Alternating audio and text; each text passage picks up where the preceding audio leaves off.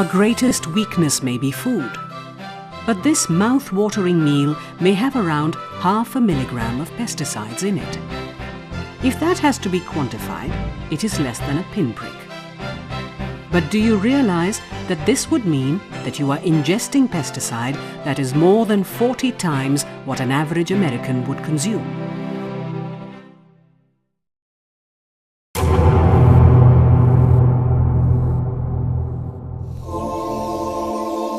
All pesticides are lethal poisons. In India, indiscriminate and unregulated use of pesticides is poisoning land, water, air and food.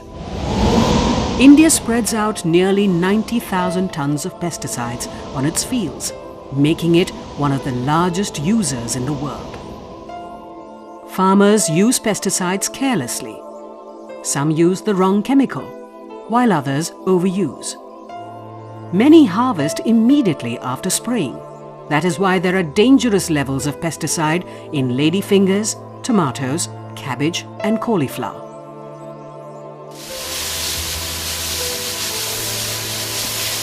This is not rain. It is pesticides being sprayed on grape vineyards in Nasik. Harmful fungicides are used to ripen fruits so that it could be rushed to the market. If your cauliflower looks fresh and white, it is because it has been dipped in pesticide. Consumers would rather not buy the natural one, that is a pale yellow. Pesticide residues in vegetables, fruits, pulses, grains and water can cause numerous health complications like cancer, genetic defects and impotency. The toxins are here. The slow poisoning of India is threatening our lives.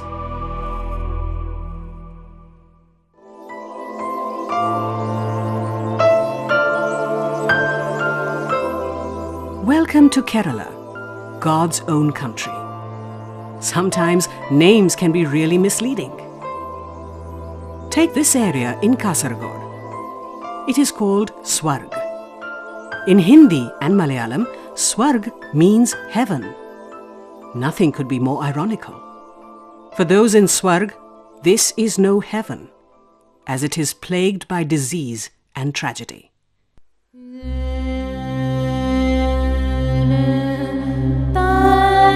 These are some victims from small village hamlets that got exposed to pesticide aerially sprayed for 26 long years in the cashew plantations of Kasaragod district in Kerala. Many of them got paralyzed or are seriously ill.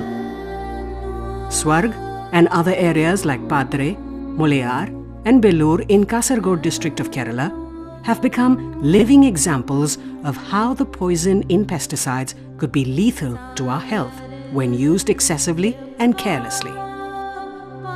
The area is dotted with tragedy-stricken families battling physical deformities, cancers and disorders of the central nervous system. Government studies show it was caused by the aerial spraying of endosulfan on cashew plantations in an area spread over 4,700 hectares. Numerous children in the Vaninagar school in Padre village have complex health problems. When Shruti was born 10 years ago, she had just one leg to use. The other was malformed. Her mother soon died of cancer, leaving Shruti to fend for herself at the tender age of 4. Aimlessly running around the school is 14-year-old Udaya Maniyani, who is mentally challenged. He was almost 9 when he started walking and is still in primary school. He smiles, unaware of the tragedy that stalks his future. Udaya Shetty was born with cerebral palsy. He smiles at strangers and television cameras that film his tragedy. His family sent him to school just to keep him occupied. But children ran away from him in fear. Udaya Naik was born with a hole in his heart. He needs open heart surgery, but his family cannot afford it. Shruti tries to make the best of her life with an artificial leg, but others are not so lucky. Government studies show that the spraying of endosulfan pesticide on the cashew plantations had affected the health of the villagers. Endosulfan is a deadly pesticide banned in many parts of the world. It is mandatory to cover all water sources like wells, tanks and other water bodies during the spraying of such a toxic pesticide. But this was not done. Endosulfan hangs on long after it has been sprayed. Rains wash the deadly pesticide from the mountainous terrain into rivers below, which are drinking water sources. Swarga is one such stream.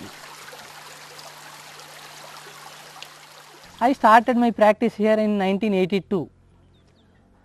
As I became familiar with the families nearby my clinic, I started noticing that something is peculiar here. There has been high incidences of central nervous system diseases like psychiatric problems and neurological deficits, mental retardation, cerebral palsy, congenital abnormalities, and moreover cancer cases. For the last 2 years, because of a court order banning endosulfan spray, there has been no spray here. The very good thing here is the life has started improving. The ecology, the nature has started improving. We can see the birds, actually birds, fishes, reptiles, all had been extinguished from here during the spray time. As the tragedy of the victims got media exposure, the Indian Council of Medical Research asked the National Institute of Occupational Health to study the effects of endosulfan exposure on school children in Vaninagar. The study showed children had congenital abnormalities. Male children suffered from delayed sexual maturity, while female children matured early. Another study by the Kerala's Health Department also found cases of congenital abnormalities, mental retardation, cancer and infertility in areas where the aerial spraying was done. Endosulfan was also found in the blood samples of children. 14-year-old Manikandan from Muliyar has a serious skin problem. He stays close to the cashew plantations. He finds it difficult to sleep at night as his skin itches and hurts. Manikandan dropped out of school when he found that other students were refusing to sit with him. ഈ മരുന്ന് ഹെലികോപ്റ്ററിൽ മരുന്ന് അടിക്കാൻ വരുന്നുണ്ട്. നമ്മൾ ഈല തന്നെ ഫോരയിലോടിയാണ് പോകുന്നത് ഈ കൂപ്പിലേക്ക്. അപ്പോൾ ഈല അതിനെ കൊണ്ട് വന്നില്ലൊരു സംശയം. അത് ഈ കിണറ്റിലും പിന്നെ നമ്മൾ പാത്രം വെള്ളത്തിന് പുറത്തെല്ലാം വെക്കുമ്പോൾ അടച്ചു വെക്കലൊന്നുമില്ല. പല സൂക്കേടും ഛർദിയും പനിയും തലവേദന പനിയായിട്ടെല്ലാം കിടക്കും. 20-year-old Ashraf also lived very close to the plantation in Muliyar. He was fit and healthy in primary school, but gradually his eyesight weakened, walking became difficult, and today he is mentally challenged. But Ashraf's father, Abdul, is now more worried about Shahina, his 10-year-old daughter. She is developing similar symptoms. Her eyesight is getting weaker. Nizamuddin from Nattanige village looks 3, but he is 7. His growth has been severely retarded. He does not speak, but mumbles. He too lived very close to a cashew plantation. But seeing what happened to him, his family shifted a kilometer away.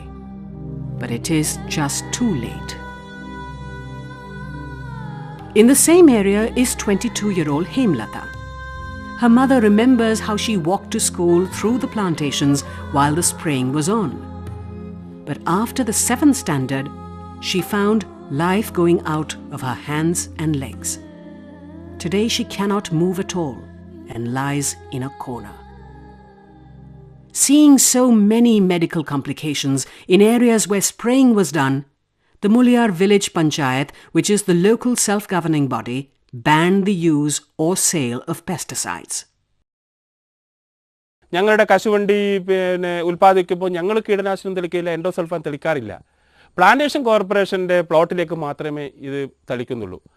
അത് ഇപ്പോൾ 2 വർഷമായി തെളിക്കാതിരിക്കുന്നു. ഞങ്ങൾ നിരന്തരം സമരം നടത്തിയതിൻ്റെ ഭാഗമായിട്ട് 2 വർഷമായിട്ട് തളിക്കുന്നില്ല. തളിക്കാതെ ഇരുന്നതിന് ശേഷം അവരുടെ ഈൽഡ് കൂടിയിരിക്കുന്നു. അതാണ് ഞങ്ങൾക്ക് വിചിത്രമായിരിക്കുന്നത്. ഈൽഡ് കുറഞ്ഞതല്ല, കൂടിയതാണുള്ളത്. അപ്പോൾ പിന്നെ ഇതിൻ്റെ കൊണ്ട് എന്ത് ഗുണമാണ് നേരത്തെ ഉണ്ടായത്? ഗുണമുണ്ടായിട്ടുള്ളത് PCKയുടെ ഉത്തരവാദപ്പെട്ട ആളുകൾക്കും അതുപോലെ തന്നെ കമ്പനിക്കാർക്കുമാണ് ഇതിൻ്റെ കമ്മീഷനും ലാഭമൊക്കെ ഉണ്ടായിട്ടുള്ളത്. Today, India uses 10 million litres of endosulfan, making it the largest user in the world. Kasaragod is just one example of the tragedy India is heading to.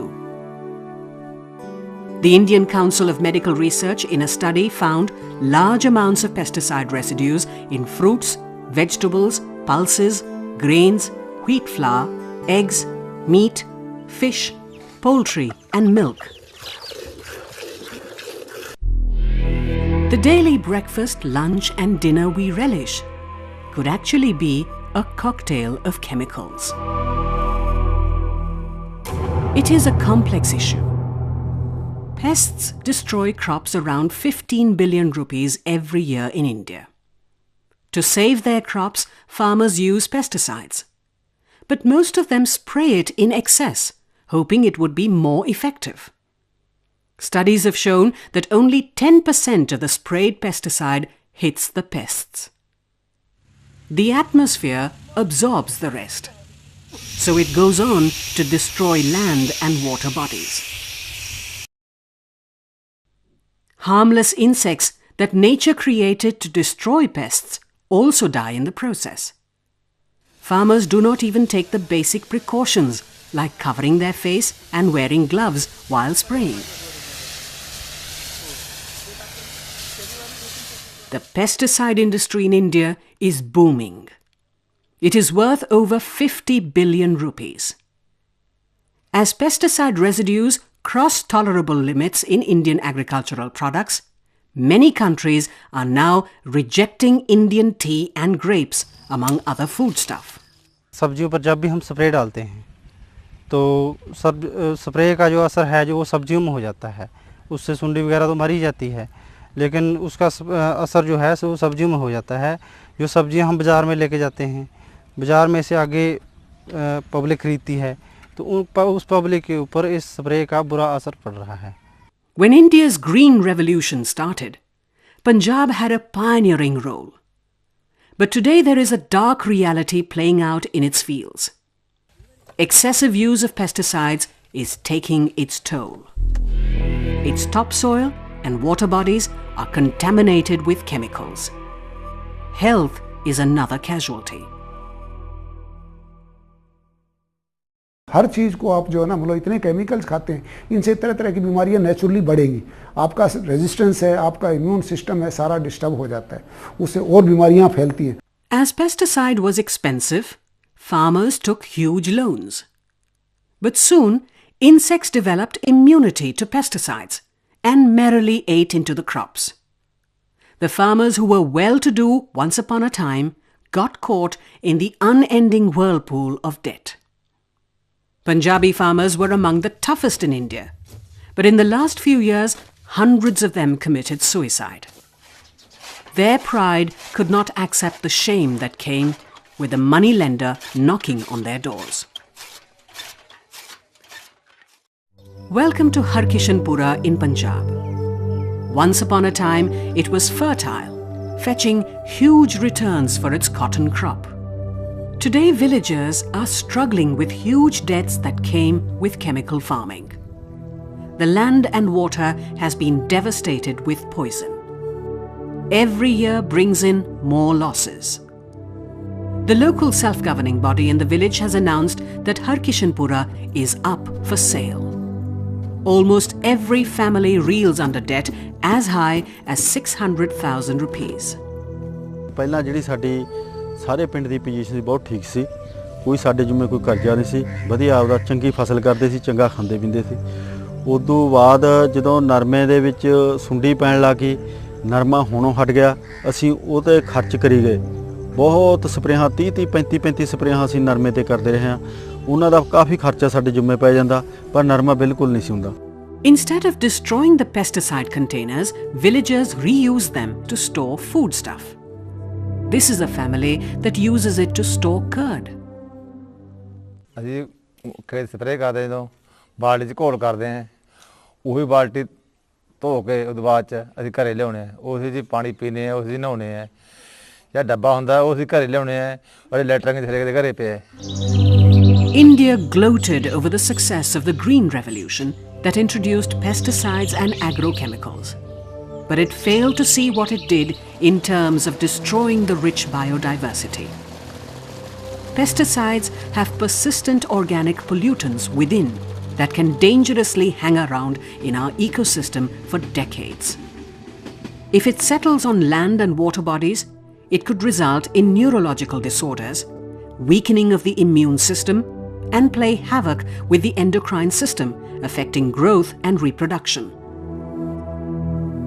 It is little wonder that in areas where pesticide use is rampant, genetic disorders and infertility clinics are thriving.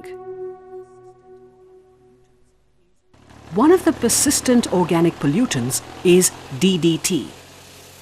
India still uses a large amount of DDT, though it is officially banned in agriculture. Studies have even shown pesticide in breast milk samples from Punjab. Scientists at the National Cancer Institute in the United States say that exposure to pesticides could cause cancer. Pesticides enhance the risks of cancer by acting as carcinogens. Studies have shown that pesticides suppress the immune system, allowing cancerous cells to escape and form a tumor. ਜਿਹੜਾ ਬੰਦਾ spray ਕਰਕੇ ਆਉਂਦਾ ਉਸ ਨੂੰ ਰਾਤ ਨੂੰ ਅਸੀਂ ਸੌਣ ਨਹੀਂ ਦਿੰਦੇ ਜੀ ਵੀ ਕਿਤੇ ਸੁੱਤਾ ਪਿਆ ਹੀ ਨਾ ਰਹਿ ਜੇ। ਅੱਖਾਂ ਦੇ ਵਿੱਚ ਵੀ ਬਹੁਤ ਖੁਰਕ ਹੁੰਦੀ ਹੈ ਜੀ। ਬਾਕੀ ਜਿਹੜੀ ਆਹ ਚਾਮੜੀ ਤੇਰਾ ਬਹੁਤ ਜ਼ਿਆਦਾ ਅਸਰ ਹੁੰਦਾ ਜੀ ਚਾਮੜੀ ਦੇ ਉੱਤੇ ਖੁਰਕ ਹੁੰਦੀ ਰਹਿੰਦੀ ਹੈ ਪਿੰਡੇ ਦੇ ਉੱਤੇ ਚਾਮੜੀ ਰੋਗ ਲੱਗ ਜਾਂਦੇ ਆ ਜੀ ਤੇ ਮਗਰੋਂ ਕਹਿਲੋਟਾਂ ਲੱਗਦਾ ਜੀ ਜਿਵੇਂ ਬੰਦੇ ਦੀ ਉਸਦੀ ਦਾਰੂ ਪੀਤੀ ਹੁੰਦੀ ਹੈ ਨਸ਼ਾ ਬਹੁਤ ਹੁੰਦਾ ਜੀ ਵਿੱਚ ਉਹਦੇ। The presence of adulterated pesticides in the Indian market is more dangerous. Due to weaker chemicals, pests do not die but quickly develop resistance. Man is finding more and more use for the chemical, but the regulatory agencies have not kept pace with that. So the whole objective is defeated, making the area a free lawn for these people to play. The gross violation of human rights. This cannot happen anywhere else, but the people will revolt. This apathy, the kind of apathy from the government, regulatory agencies and the multinational companies are really mind-boggling in this country.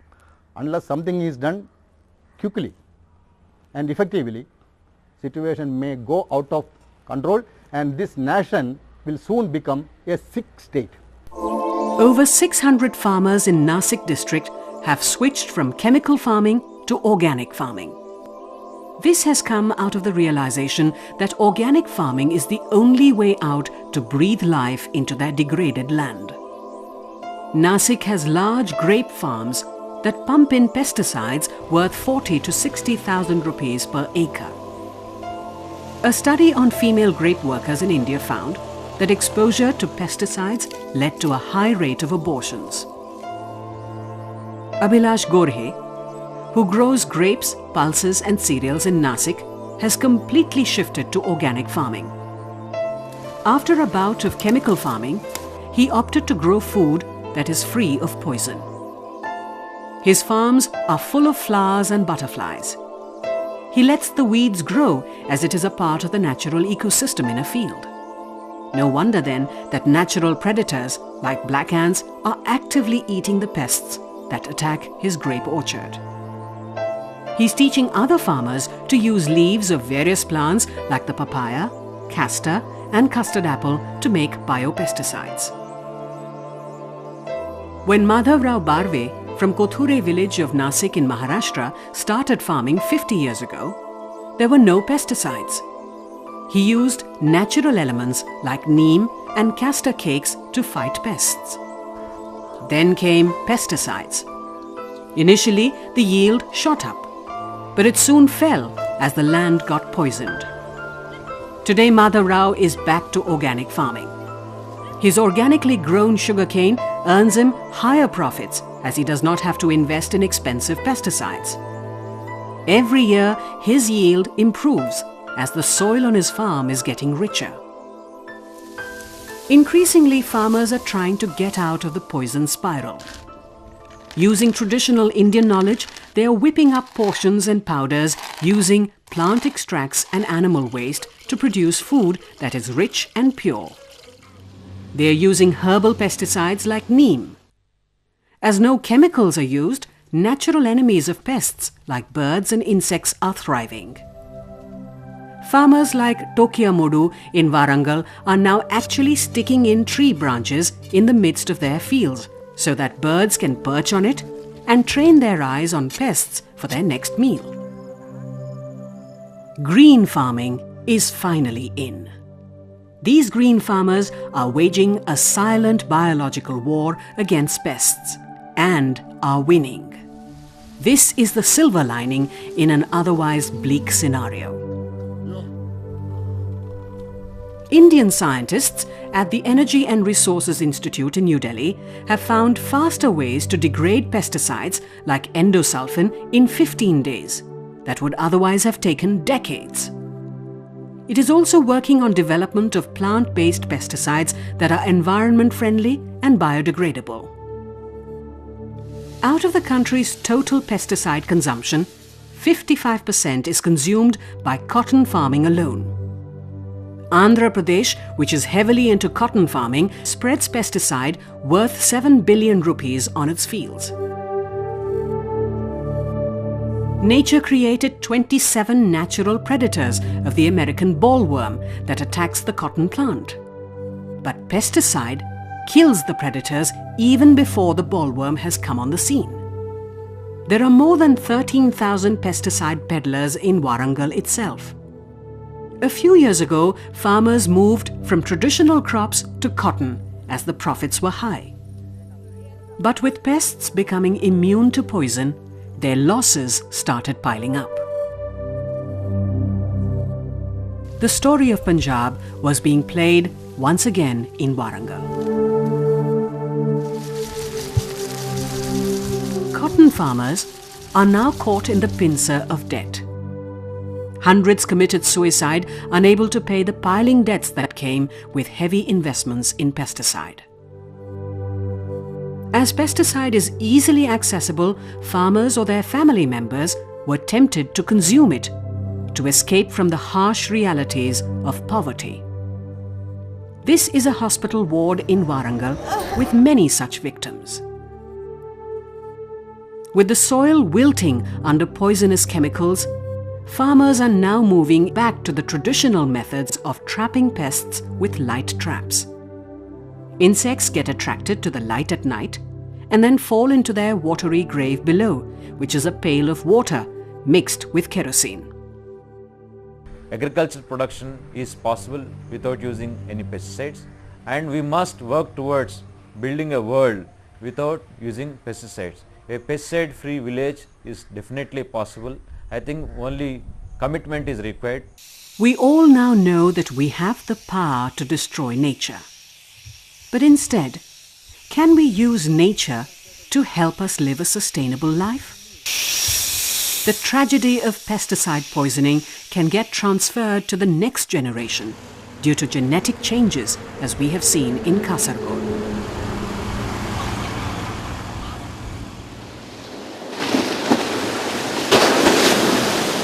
The frightening story of how India is being poisoned may not have easy solutions. But the longer we take to find answers, the shorter will be our lives. The World Health Organization estimates that over 70,000 people end up as victims of pesticide poisoning every year. Let us not be among them.